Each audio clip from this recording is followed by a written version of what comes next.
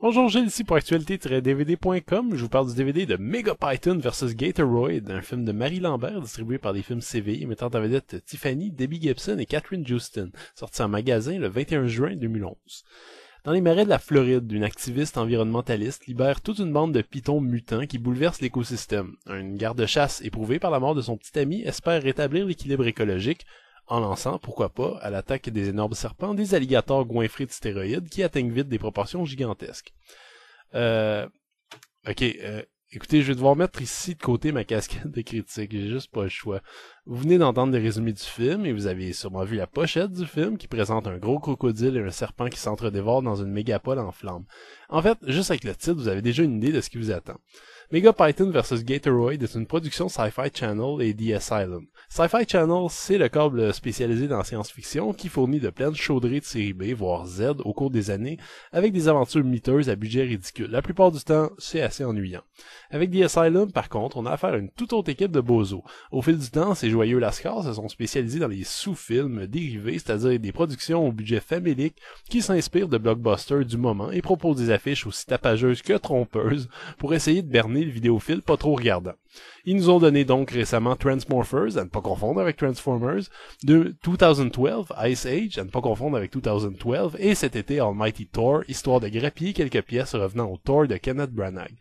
Par ailleurs, The Asylum, qui porte ma foi très bien son nom, s'est mis en tête de faire revivre la série B de monstres géants avec des titres aussi élégants et raffinés que Mega Piranha, Mega Shark vs Crocosaurus, Mega Shark vs Giant Octopus et ce petit dernier, Mega Python vs Gatoroid.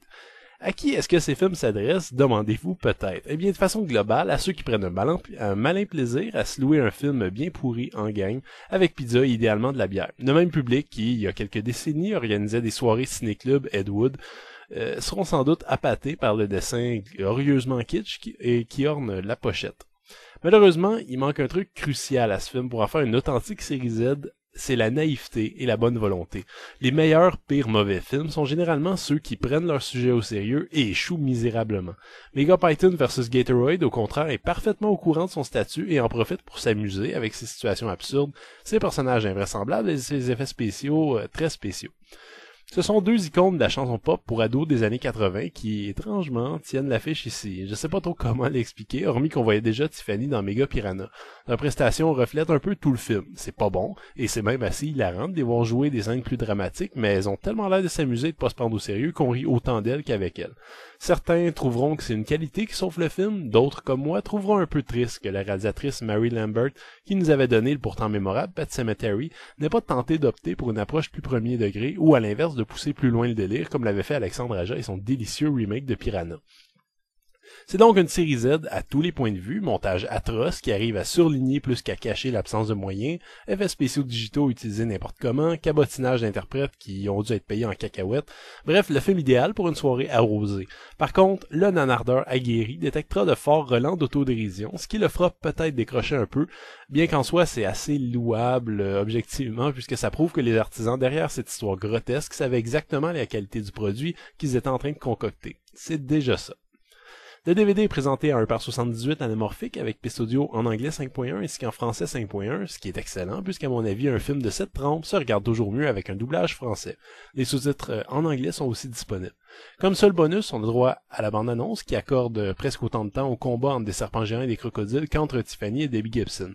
Le making-of d'une dizaine de minutes montre bien la bonhomie qui régnait sur le plateau. Mega Python vs Gatoroid, est-ce que j'ai besoin de rajouter autre chose que le titre ne dit pas?